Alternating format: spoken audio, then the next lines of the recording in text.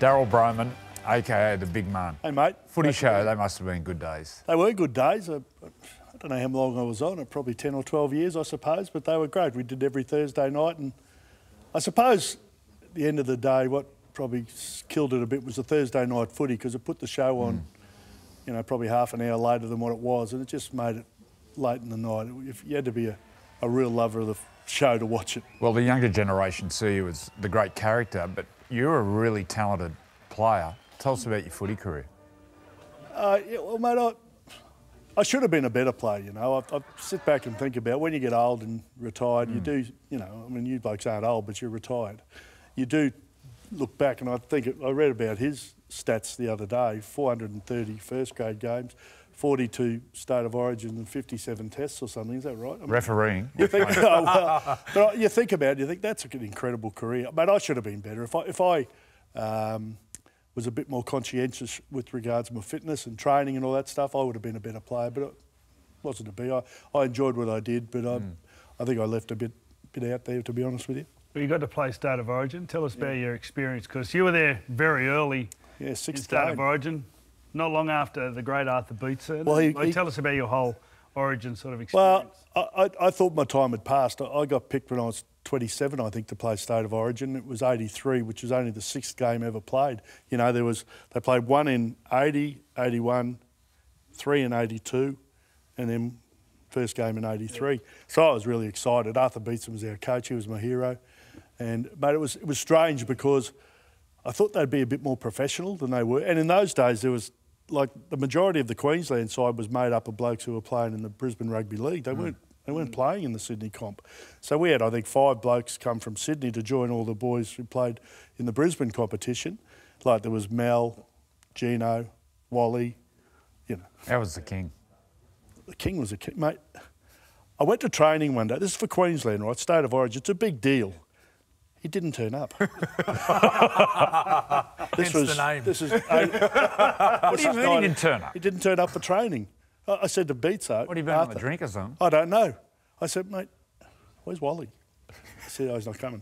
I didn't want to... I was just happy to be there. I didn't want to cause any problems, but I thought the captain might be here for the training session. He said, no, he's doing something else. I said, oh, OK. Speaking of the Brisbane comp, you grew up in Brizzy. You played for the mighty North Devils. I played there as well.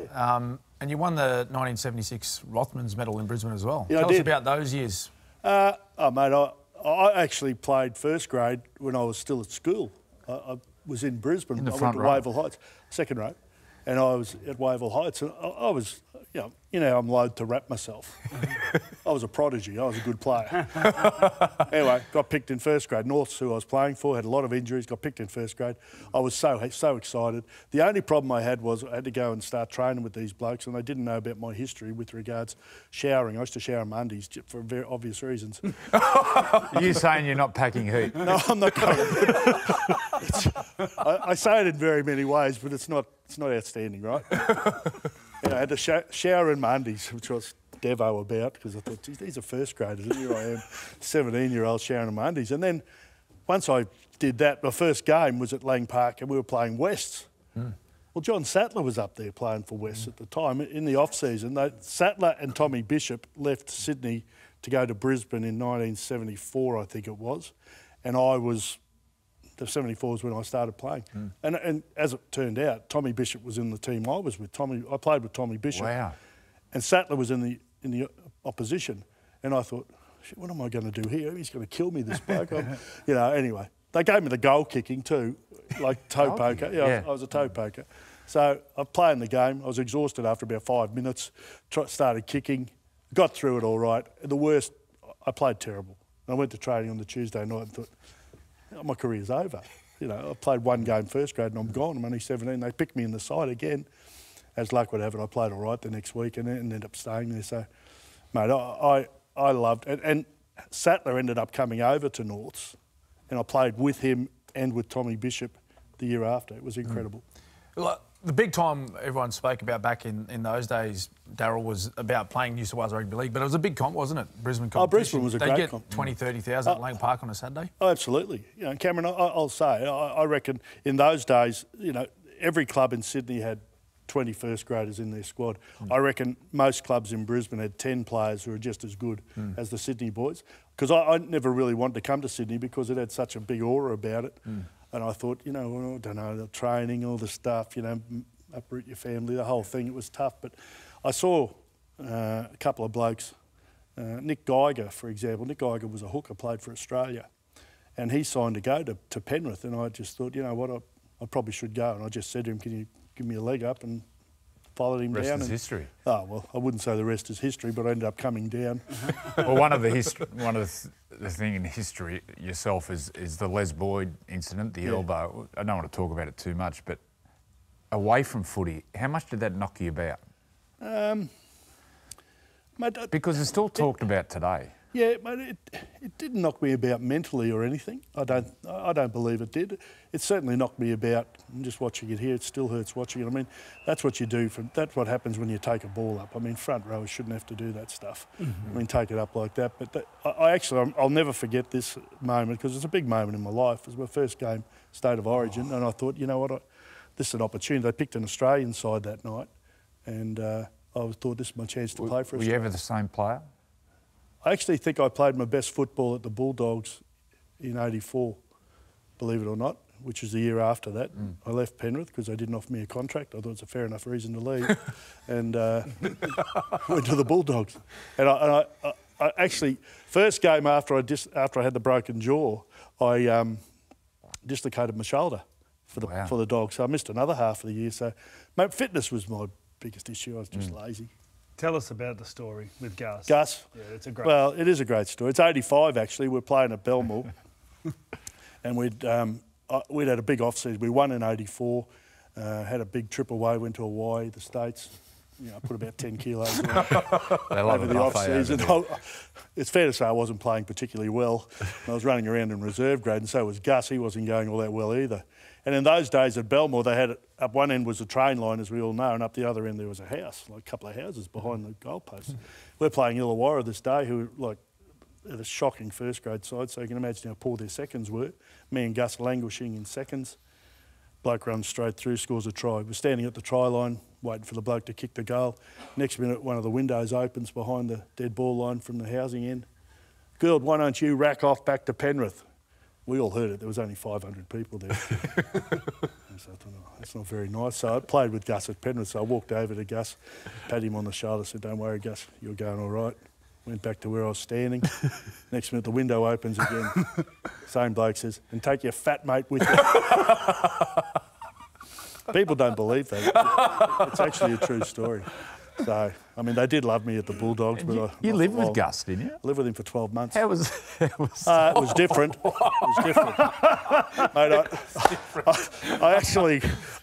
I retired in 1987, and somehow Wayne Bennett offered me the job of reserve grade coach at the Broncos in '88, first year they were in the comp. He must have seen something in me that obviously wasn't in there because he sacked me the same year.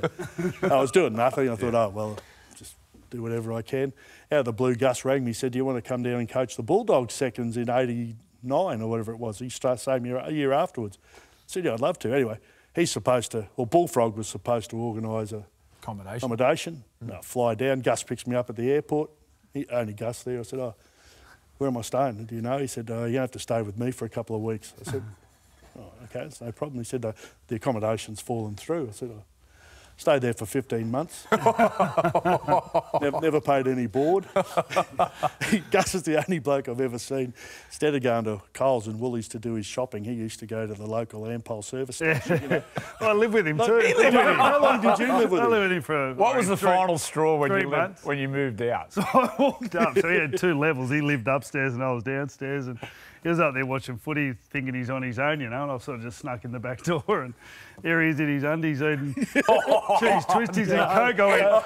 And I taught him that. I taught him that because I told him I was going to go on a diet, and then after that I'd go and get a packet of chips and eat them. Like, he was paying for everything. I had no money. I'd just been through a divorce and everything. I was struggling big time, you know. So we don't need to go into that. But mate, I've got to say about Gus, he did a lot of good things for me. Yeah. He did a lot of, not only the, you know, no paying of board or anything like that. He paid for the food, and he helped me out a lot, and also actually helped me get into the media, which I I'm indebted to him forever. Mate, same here. You know, he was there at a time and opened the house. Well, mate, he did. Like, opened his life. He did. He had a washing machine. I'm happy to do the washing at home, right? I'm good at it. I'm really good at it. All you got to do is just put it in there, put some stuff in and press a button, you know.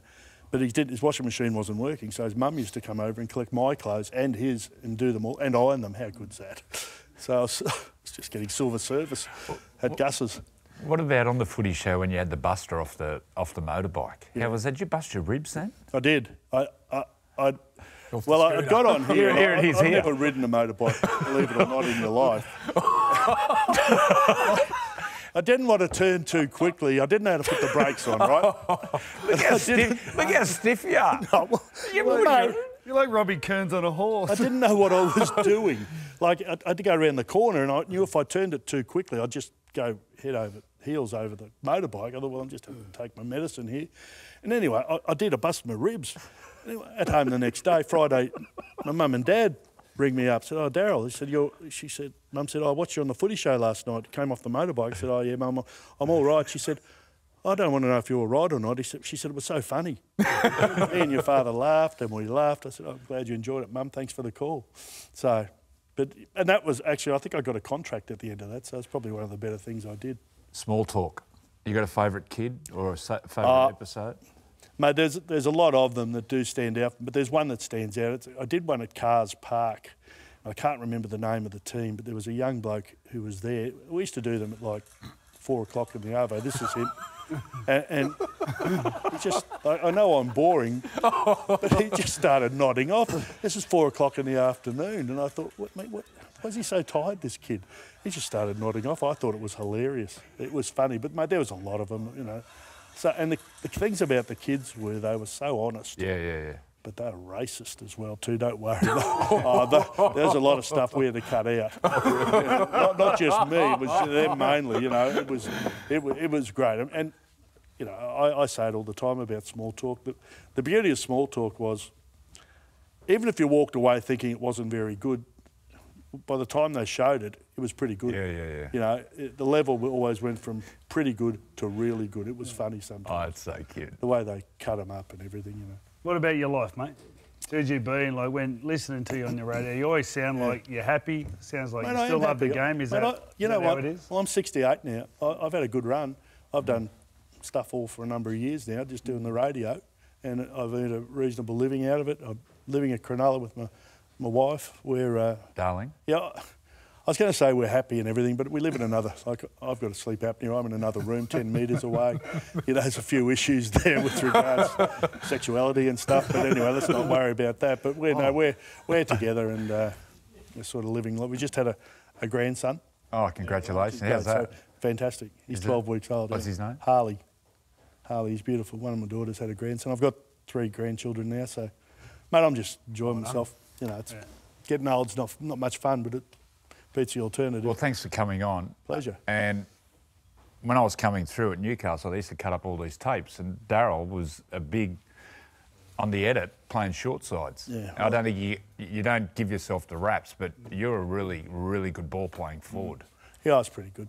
I didn't like the tough stuff too much. I was a centre trapped in a front row. I just had to play front row because I was too slow. You're off at Brookie? Or 4 Pines now? I'm off on my way there now. I'm looking forward to it. I think Manly will win. Yeah. I think Turbo at fullback, didn't last long, did they? The experiment of playing him in the centres. No, too good. So, but I think him at fullback will make a big difference, and I think they'll win. Well, thanks for coming on, mate. Pleasure. Yeah. Great show. I love this show. Thanks a lot. I never miss it. Turn it up. What's it called? Turn it up. Said on radio. Not as called Up Yours. I knew there was an up in it yesterday, but I couldn't remember which one it was. Yeah. This year, NRL on 9 is your one-stop shop for all footy. That's right, Freddie. Not about the highlights. Action. 7 days a week. Billy and Gus podcast. Get that on your drive on the way home. Immortal Behaviour. Grab a seat on the couch for that. And, of course, my favourite, Freddie and the Own. The best footy brains, the biggest games. Don't trust the algorithm. Subscribe to NRL on 9 and get all your entertainment there.